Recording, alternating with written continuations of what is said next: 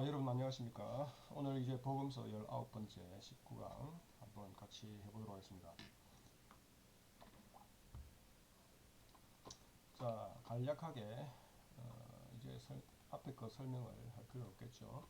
우리가 봤던 것, 그죠? 1장 1절부터 서론, 그 다음에 본문의 첫 번째 단락인 2장 1절부터 4장 54절, 2장 1절에 갈릴리에서의 가나, 혼인잔치의 그죠? 기적과 마지막에 그 사마리아 성이죠. 사마리아 성에서 있었던 그 일을 이렇게 쭉 묶어서 하나님의 왕의 오심, 하나님 나라에 들어가려면 세상의 구원자, 그 다음에 이어서 본문의 두 번째 단락인 5장 1절부터 10장 42절까지 자기 백성에게 오신 메시아, 그러나 그를 영접하지 않는 백성들에 대해서 쭉 살펴보았고요. 그죠? 그리고 나서 우리가 지난번 그 강의 때 마지막 10장 1절부터 42절 하면서 예수님의 선한 목자 되심에 대해서 마지막에 9장에 나타난 그 종교 지도자들의 모습을 보면서 그들은 자기의 양을 돌보지 않고 오히려 양들을 회당에서 쫓아내는 그러한 모습들을 통해서 정말 이 사람들이 참 리더인가 라는 그런 모습을 볼 수 있는데, 예수님은 참 선한 목자로서 자기의 양을 알고 양도 자기를 알고, 그리고 자기의 양들을 위하여서 자신의 목숨을 기꺼이 내어줄 수 있는 그런 선한 목자라는 사실에 대해서 10장에서 선한 목자의 그 일을 통해서 이렇게 설명을 해 주셨습니다. 자, 그렇게 함으로써 두 번째 본문의 두 번째 단락을 마쳤죠. 자, 그래서 이제 오늘은 본문의 세 번째 단락인 11장 1절부터 20장 31절까지 예수님의 죽음과 부활, 영원한 생명, 이 단락이 있는데, 이 단락은 여기 좀 설명 있죠. 제가 따로 설명 안 해도. 자, 본 단락은 11장에서 나사로가 죽음에서 살아나는 기사와 20장에서 예수님의 부활 사건이 과로 역할을 하여 전체를 하나의 단락으로 묶는다. 자, 여러분 잘 알다시피 나사로가 죽었지만은 예수님께서 그를 부활시키심으로 뭐 나중에 나오겠습니다만은 나는 부활이요 생명이니 그런 말씀하죠. 나는 부활이요 생명이니 나를 믿는 자는 죽어도 살겠고 무릇 살아서 나를 믿는 자는 영원히 죽지 아니하리라 라는 그런 말씀들을 하시면서 자기가 부활인 그 사실을 이야기하고 그리고 나서 나사로를 살리는 그런 표적을 보여주는데, 이 나사로의 표적은 여기서 괄호 역할을 한다고 했죠. 그죠? 괄호 역할을 하는 것처럼 나사로의 표적은 예수님의 그 부활, 죽으심과 부활을 내다보는 그런 역할을 하겠죠. 그래서 이 두 개가 전체 큰 묶음을 하나로 묶는 그런 역할을 한다고 볼 수 있습니다. 자, 요한복음의 저자는 예수님의 죽음과 그 대속적 죽음을 통해서 죄인들이 지고 가야만 하는 아버지의 진노를 대신 짐으로써 그의 백성들에게 생명을 주고 또 아버지를 영화롭게 한다고 말한다. 네, 이 말씀이 나중에 나오죠.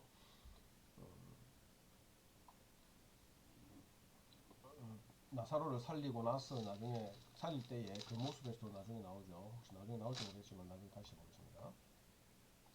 자, 이 단락에서는 생명을 주시는 예수님의 죽음, 부활의 사역을 묘사함과 동시에 예수님을 죽이려는 유대인들의 계획이 점차 더 심화되고 있음도 보여주고 있습니다.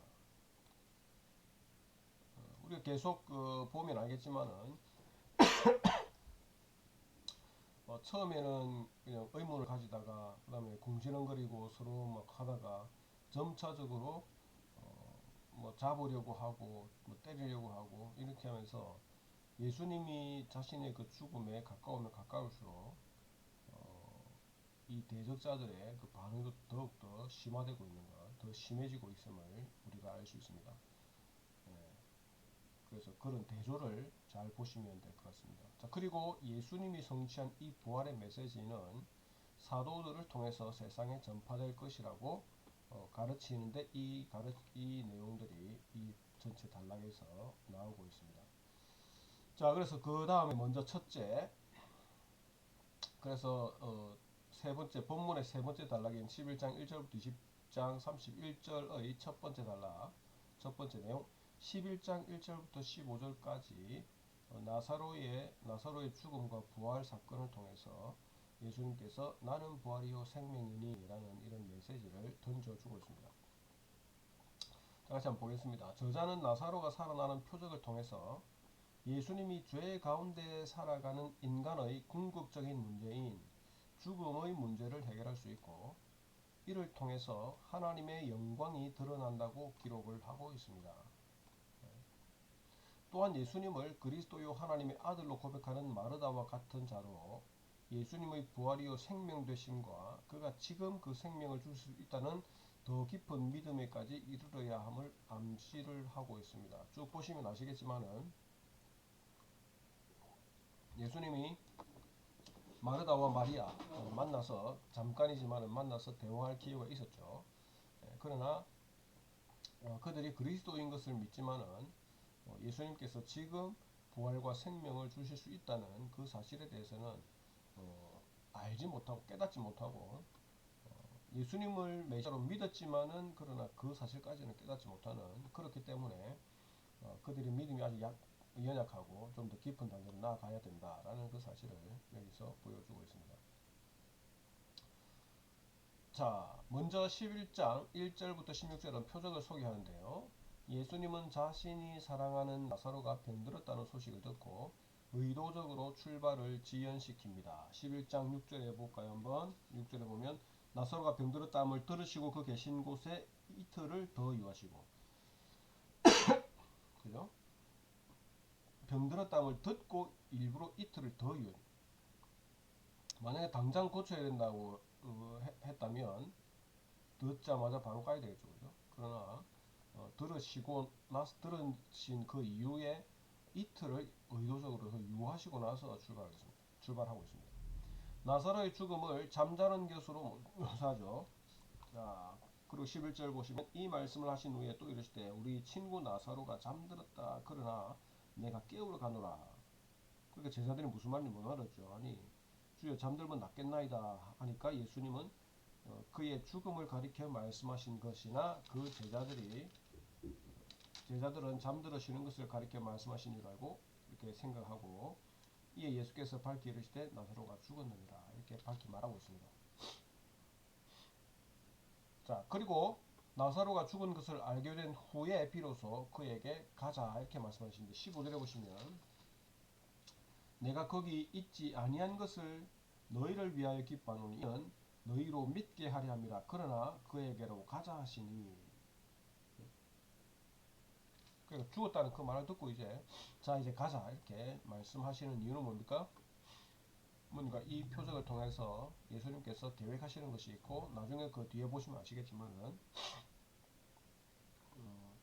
나사로를 부를 때에도 큰 소리로 모든 사람들이 보는 앞에서 큰 소리로 외치는 그런 모습도 예수님께서 의도적으로 그렇게 하신 것이죠. 자, 그래서 어쨌든 간에 여기 11장 1절부터 16절에서는 일단 표적을 소개하면서 예수님께서 의도적으로 나사로가 죽기를 기다렸다가 죽다는 소식을 듣고 이제 움직인다는 그런 모습을 볼 수 있습니다.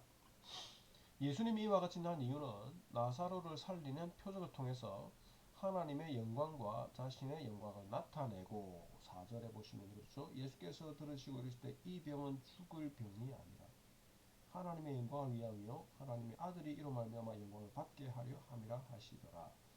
이 표적을 통해서 하나님과 예수님께서 영광을 받으시는 그런 것들을 장치했다는 것입니다. 또 제자들에게 믿음을 주기 위함이라고 15절에 말씀하고 있죠. 15절에 내가 거기 있지 아니한 것을 너희를 위하여 기뻐하노니 이는 너희로 믿게 하려 함이라. 그러나 그에게로 가자 하시니 믿게 하려 합니다. 그리고 본 사건에서 예수님이 유대로 가는 것은 그의 죽음과 분명히 관련이 있음을 시사한다. 여기서 아까 말씀드렸듯이 11장의 나사로의 이 죽음은 예수님께서 골고다 언덕으로 죽으러 가는 그 과정 중에 있고요. 그리고 이 사건 중에서도 중간중간에 어떤 암시를 주는데 자신의 죽음과 관련해서 암시를 주고 있다는 것입니다. 그래서 여기 보시면 7절 8절에 보시면 그 후에 제자들에게 이르실 때 유다로 가자 하시니 제자들이 말하되 랍비여 방금도 유대인들이 돌로 치려 하였는데 또 거기로 가시려 하나이까. 뭡니까? 또 거기 가서 돌 맞아 죽으려고 합니까? 하고 말하죠. 예, 맞습니다. 예수님은 골고다 언덕을 향해서 예루살렘을 향해서 죽으러 계속 가고 계십니다. 그 다음 16절을 보시면 디두모라고도 하는 도마가 다른 제자들에게 말하되 우리도 주와 함께 죽으러 가자 하니라. 앞에서 제자들에게 했던 그냥 말, 뭡니까? 그냥 리스폰스, 이렇게 반응하는 것일 수 있지만은, 저자 요한은 이러한 그 제자들의 알지 못하고 말하는 이런 중간중간의 이 언급들을 통해서, 그래, 맞다. 예수님은 계속해서 죽음을 향해 나아가고 있다. 그것을 여기서 암시하고 있다는 것입니다. 단순한 아무 의미 없이 뭐 디도모가 했던 그 말을 언급할 이유가 없죠. 그러나 언급을 하고 여기서 기록했다는 것은 그러한 암시가 있다는 것입니다. 자, 그 다음에 11장 17절부터 37절에서는 예수님과 마르다 마리아와의 대화를 통해서 자신이 행할 표적의 중요성을 보여줍니다. 마르다와 마리아는 동일하게 주께서 여기 계셨더라면 내 오라비가 죽지 아니하였겠나이다. 두 번 그죠? 동일하게 얘기하죠. 21절 마르다가 예수께 여짜오되 주께서 여기 계셨더라면 내 오라버니가 죽지 아니하였겠나이다. 32절 보시면 마리아가 예수 계신 곳에 가서 배웠고 그 발 앞에 엎드려 이르되 주께서 여기 계셨다면 내 오라버니가 죽지 아니하였겠나이다 하더라. 죽지 아니하였겠나이다. 네. 이러한 표현도 동일한 표현의 반복도 어쩌면 뭔가를 말하려고 하겠죠. 네. 죽지 아니하였겠나이다. 그러나 지금은 죽었다 이 말이죠. 네. 그러나 나중에 예수님께서 하신 말씀 뭡니까? 나는 부활이요 생명이니 라고 말하면서 지금 믿으면 살고 죽지 않고 믿으면 영원히 산다라는 그 말을 가르쳐 주는데 아직 이들은 그를 깨닫지 못하고 그 말이 무슨 의미인지 깨닫지 못하고 있는 거죠. 죽었습니다. 자, 그리고 마리아의 신앙 고백 주는 그리스도시요 세상에 오시는 하나님의 아들이신 줄을 내가 믿나이다를 보면 둘 다 예수님을 믿는 것은 분명하죠. 이런 신앙 고백은 분명합니다. 그러나 아까 말씀드렸듯이 그들의 신앙이 좀 더 깊은 단계로 가서 예수께서 무엇을 말씀하시는지 그것을 이해할 필요가 있다. 그렇게 생각할 수 있습니다. 자, 그러나 그들은 그와 같은 믿음을 넘어서 예수님이 부활이요 생명이며 따라서 예수님을 믿으면 지금 당장 영원한 생명을 누릴 수 있다는 믿음에까지 이르러야 하는 것입니다. 25절, 26절 보시면 예수께서 이르되 나는 부활이요 생명이요 나를 믿는 자는 죽어도 살겠고 무릇 살아서 나를 믿는 자는 영원히 죽지 아니하리니 이것을 내가 믿느냐. 영원히 죽지 않습니다. 영원히 죽지 않는 것입니다.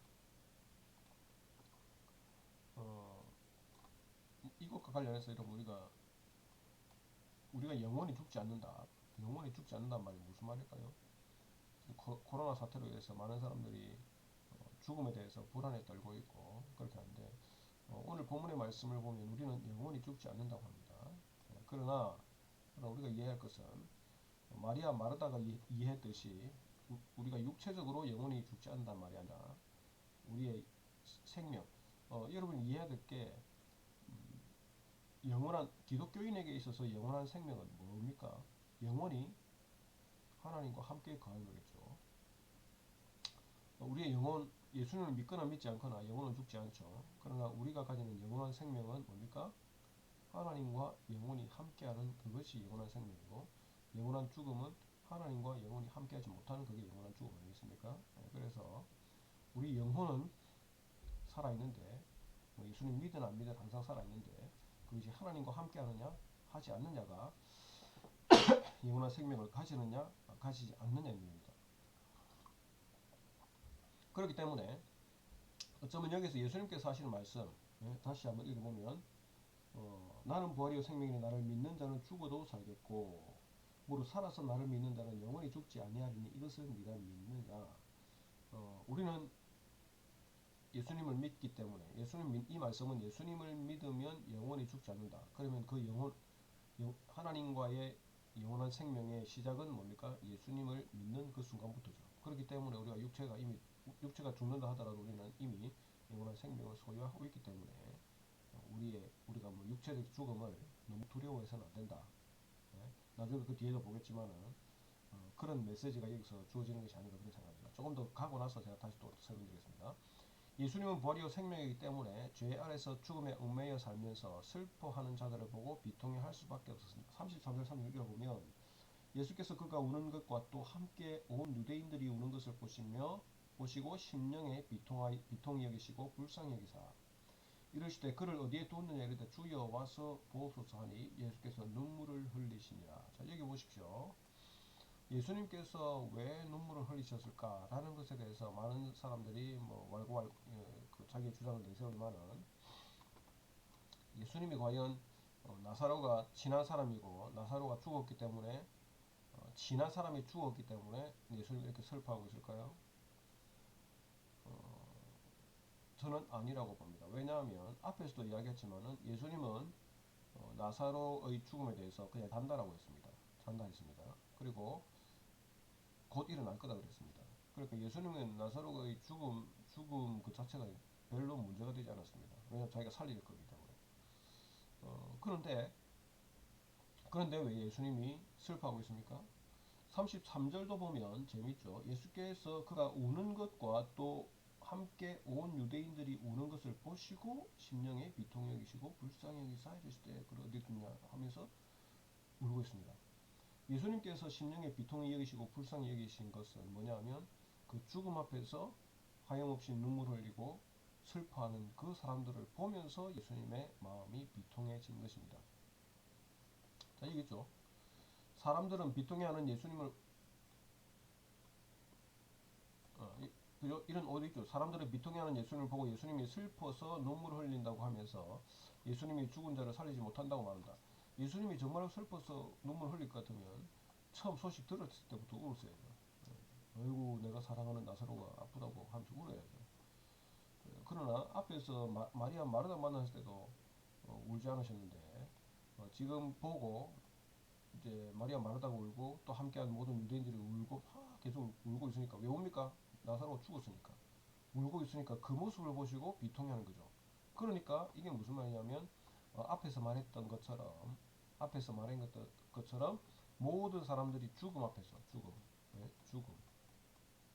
죽음 앞에서 슬퍼하고 있는 그 모습이 예수님은 비통하다는 것입니다. 다시 말해서 예수님은 나는 부활이요 생명이죠, 그죠? 예수님은 부활과 생명을 주시는 분이십니다. 그럼 죽음은 누가 줍니까? 반대로 사탄이 주겠죠. 그러면 이 죽음 앞에서 사람들이 울고 있다는 것은 이 사탄의 세력 아래에서 타락한 이 사탄의 세력 그리고 죽음의 이 사탄의 지배 아래 있는 이 세상 아래에서 어떤 뭐 할 수 있는 거 없이 우리가 뭐 스스로 부활할 수 있습니까? 생명 살릴 수 있습니까? 없습니다.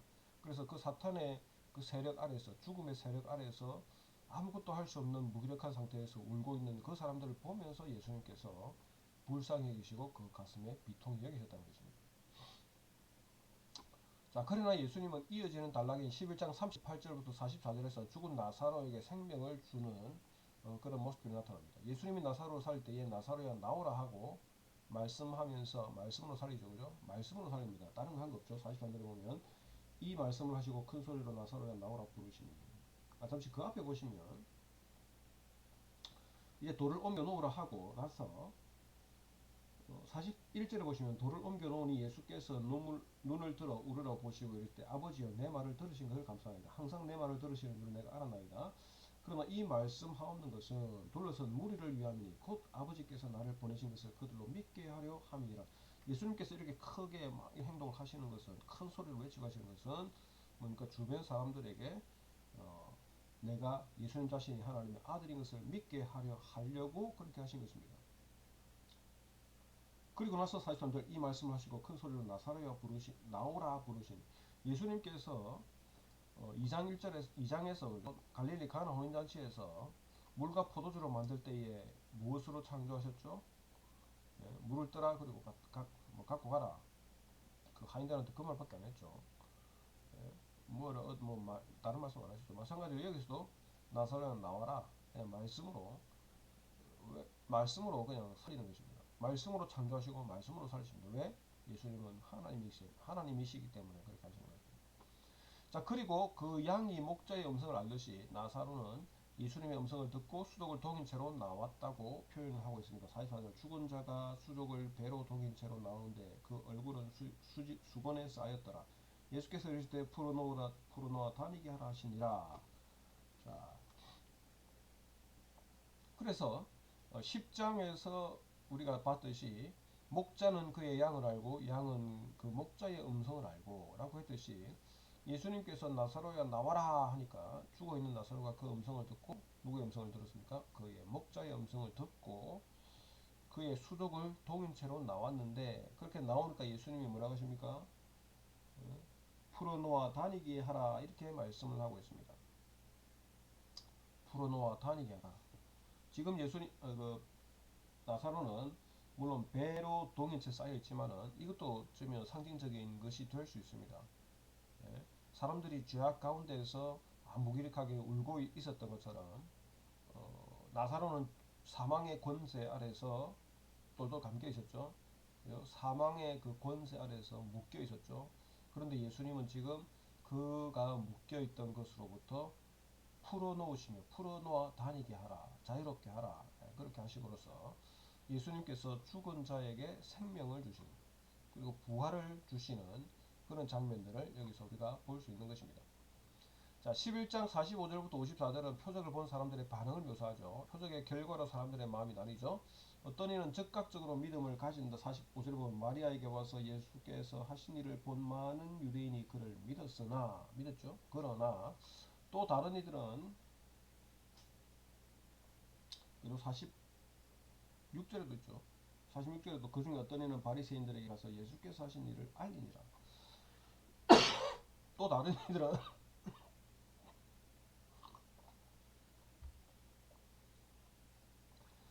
또 다른 이들은 예수님을 죽이려고 모의까지 하고 있죠. 93절에. 그리고 그들이 예수님을 죽이려고 하는 이유가 11장 48절에 나타나는데 48절에 보시면 만일 그를 이대로 두면 모든 사람이 그를 믿을 것이요 그리고 로마인들이 와서 우리 땅과 민족을 빼앗아 가리라 하니 이렇게 말하고 있습니다.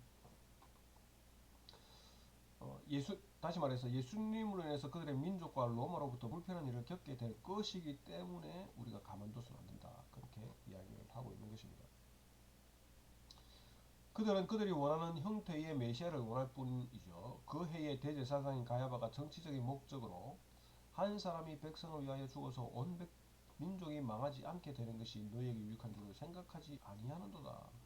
순수하게 이 사람은 정치적인 목적으로 50절에서 그렇게 이야기를 하고 있죠.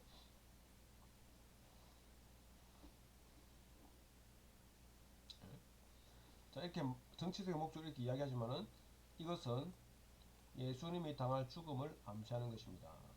예? 아까도 말했지만은 앞에서 제자들이 죽으러 갑니까? 나도 죽으러 가자. 예? 그런 일들이 있고 나서 다시 한번 전혀 생각도 못한 그 가야바가 이런 말을 하고 있죠. 결국은 이런 장치들은 예수님께서 앞으로 죽임을 당할 것이다 라는 것을 암시하고 있는 것입니다. 자, 본 단락에서는 예수님을 죽이려는 유대인들의 계속되는 계획이 소개되면서 두 번째로 넘어갔네요. 자, 여기까지 합시다. 자, 여기까지 하고 다음 시간에 두 번째 단락인 11장 55절부터 12장 50절까지 같이 한번 하도록 하겠습니다. 죄송합니다. 자, 오늘 여기까지 하고요. 자, 그래서 계속해서 내용 이어지는데 이런 이어지는 그 스토리들이 어떻게 이어지는지를 여러분들 나름대로 생각하시고 논리적으로 연결할 수 있도록 분명한 그 저자가 어떤 논리성이나 아니면 스토리의 연결성을 가지고 이것을 기록했을지를 항상 연구하면서 문맥을 따지면서 이렇게 한번 살펴보면 좋겠습니다. 자, 오늘 여기까지 하고 다음 동영상에서 또 뵙도록 하겠습니다. 수고했습니다.